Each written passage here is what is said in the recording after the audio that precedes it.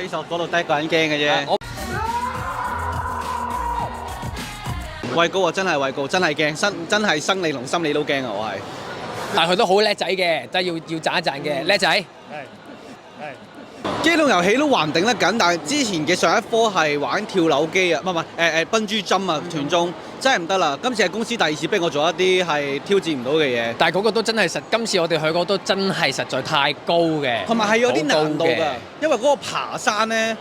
真係唔係就咁平時麥理浩徑嗰啲行山啊，係又要爬啊，又要好似個蠄蟝咁黐喺個石嗰度啊，咁成件事其實係都幾高難度嘅過到去。我以前嗰陣都知道我係唔中意玩高嘅，即係啱啱喺個台度 Elton 都有講啊，佢話好深刻係因為嗰度好高，望落個維港嗰個風景係好靚，大家睇落片都係好靚㗎，我都承認係好靚，心情唔靚啫嘛。但係我一眼都冇望過，你就知道我個恐懼幾咁大啦，係比嗰個夜景更加大啊！無論個夜景幾靚，嗰時都捉唔到我嘅 attention。大家到時睇片就知㗎啦。